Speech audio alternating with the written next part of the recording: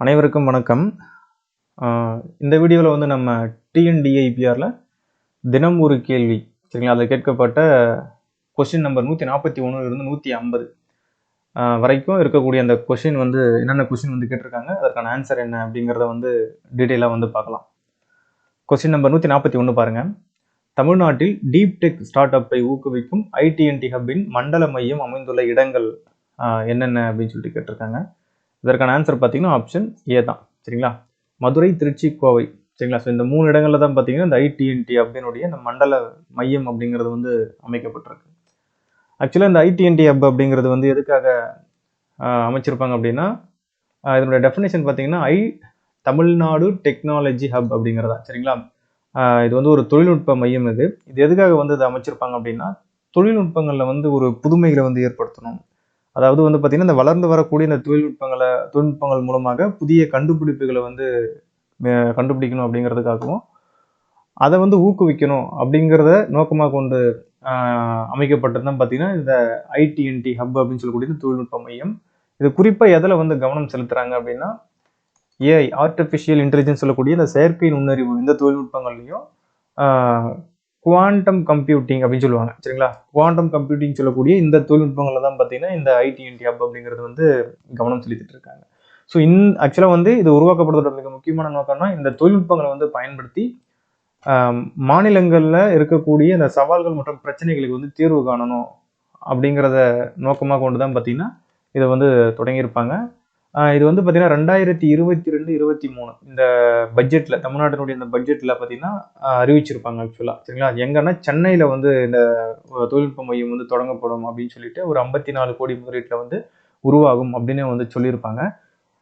இதனுடைய மண்டல மையங்களை தான் பார்த்தீங்கன்னா இப்போ வந்து பார்த்தீங்கன்னா மதுரை, திருச்சி, கோவை அப்படிங்கிற இந்த ஒரு 3 இடங்களில் வந்து அமைச்சிருக்காங்க. ஆக்சுவலாக இந்த மதுரை, திருச்சி, கோவையில் இருக்கிறது மண்டல மையம் தான். இதனுடைய தலைமையிடம் தான் வந்து எதுனா சென்னை தான் சரிங்களா. சென்னை தான் வந்து இதனுடைய தலைமையிடம் சரிங்களா. ஸோ இதுதான் வந்து ஐடிஎன்டி ஹப் அப்படின்னு சொல்லக்கூடிய இந்த தொழில்நுட்ப மையம் சரிங்களா. Sir right, okay. அடுத்த கொஸ்டின் பார்க்கலாம்.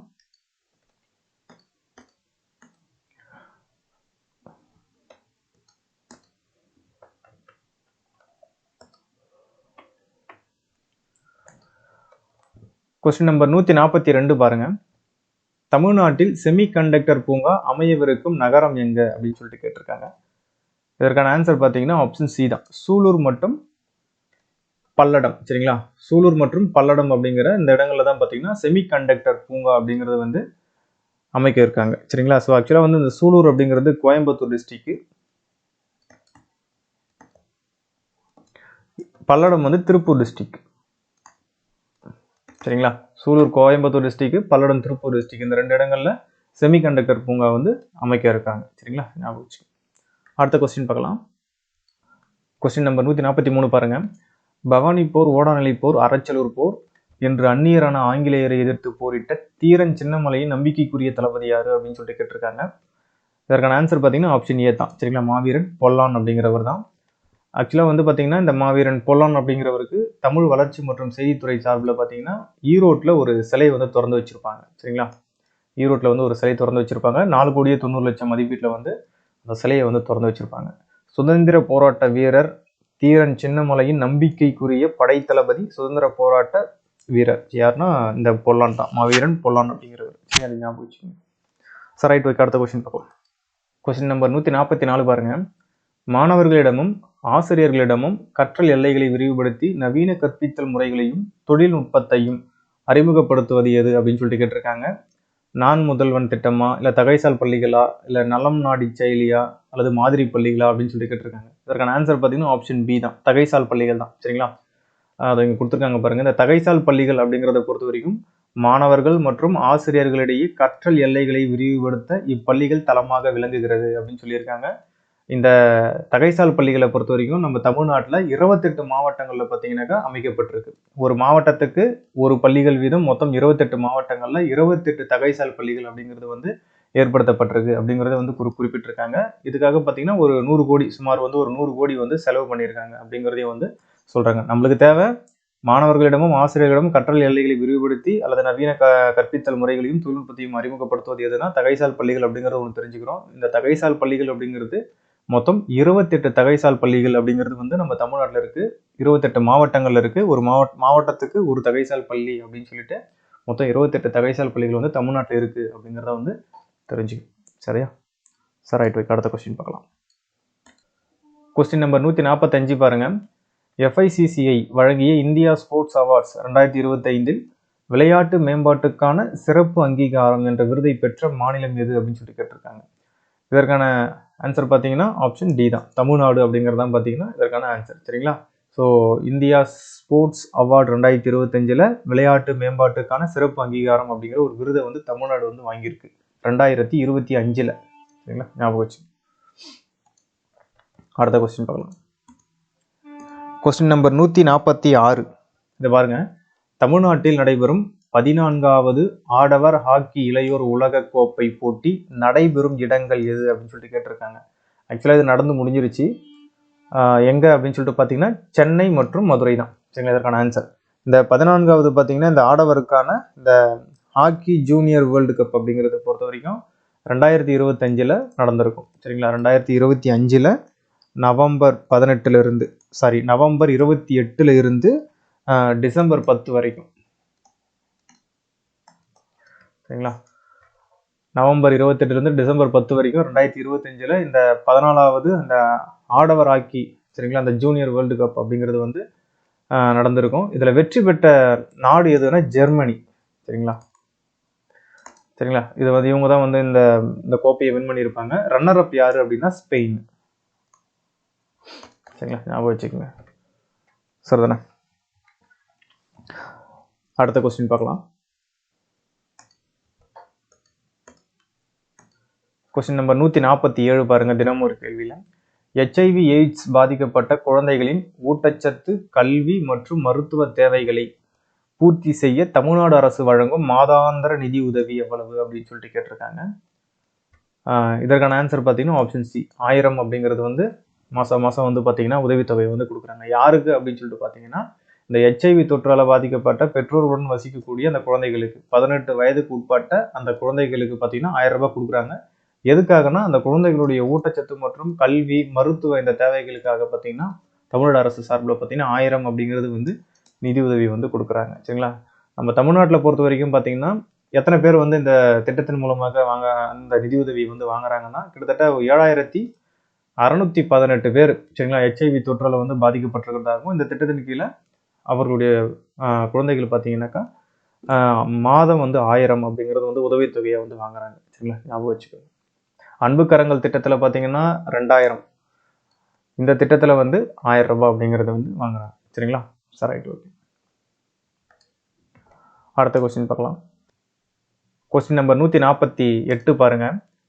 ஸ்டேட் எனர்ஜி எஃபிஷியன்சி இண்டெக்ஸ் 2024 தொழில்துறை எரிசக்தி திறன் பிரிவில் எந்த மாநிலம் முதலிடத்தில் உள்ளது அப்படின்னு சொல்லிட்டு கேட்டிருக்காங்க. சரிங்களா? தொழில்துறை எரிசக்தி திறன் பிரிவில் தமிழ்நாடு தான் வந்து பார்த்தீங்கன்னா ஃபர்ஸ்ட் இடத்துல இருக்கு. இதற்கான ஆன்சர் பார்த்தீங்கன்னா ஆப்ஷன் சி, தமிழ்நாடு தான். சரிங்களா?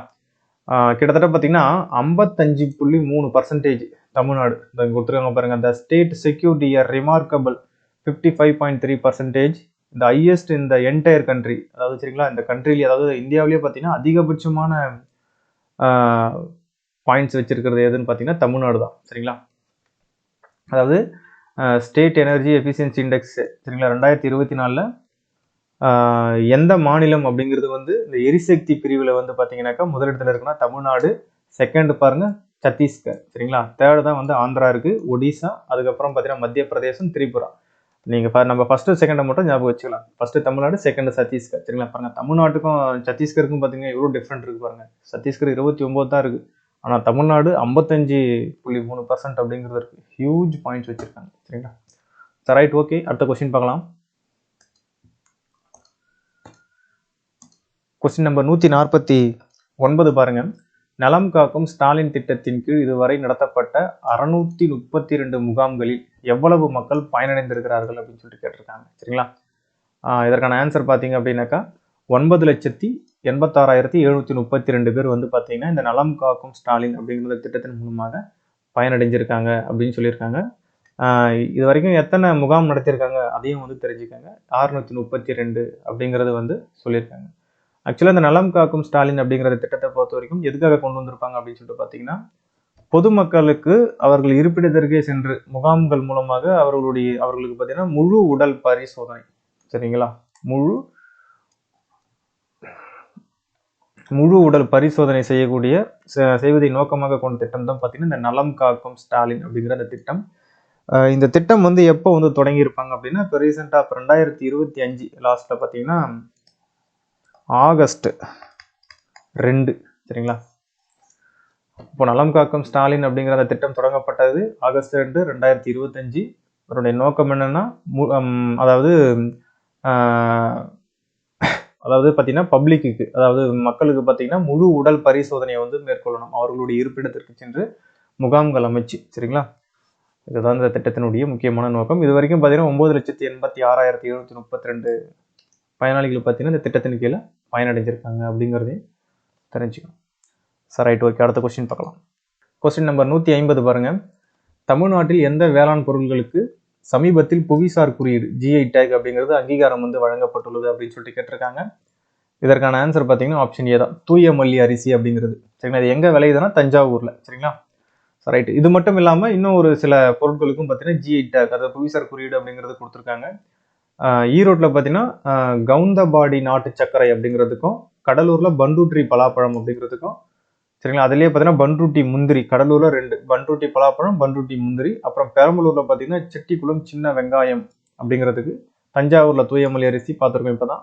மதுரையில் பார்த்தீங்கன்னா சோழவந்தான் வெற்றிலைக்கும், ராமநாதபுரத்தில் ராமநாதபுரம் சித்திரைக்கார் அரிசி அப்படிங்கிறதுக்கு, விருதுநகர் வந்து சம்பாவத்தல் அப்படிங்கிறதுக்கும், தென்காசியில் புளியங்குடி எலுமிச்சி, இதுக்கெல்லாம் பார்த்தீங்கன்னா GI டேக் அப்படிங்கிறது வந்து கொடுத்துருக்காங்க, சரிங்களா. புவிசார் குறியீடு அப்படிங்கிறது வந்து வழங்கப்பட்டிருக்கு, சரிங்களா. Right, okay. இது வரைக்கும் நம்ம வந்து பார்த்தீங்கன்னா இந்த வீடியோவில் 141 150 வரைக்கும் பார்த்துருக்கோம். கொஸ்டினுக்கான இந்த ஆன்சரை வந்து பார்த்துருக்கோம். அடுத்தடுத்த வீடியோவில் வந்து பார்க்கலாம், கண்டினியூ பண்ணலாம். இதுக்கு முன்னாடி வந்து 140 வரைக்கும் கொஸ்டின் வரைக்கும் வீடியோ வந்து போட்டிருப்போம், சரிங்களா, எக்ஸ்பிளைன் பண்ணி. அதனுடைய லிங்க் வந்து கீழே டிஸ்கிரிப்ஷனில் வைக்கிறேன், பாருங்கள், சரிங்களா. அடுத்த வீடியோவில் சந்திக்கலாம். நன்றி.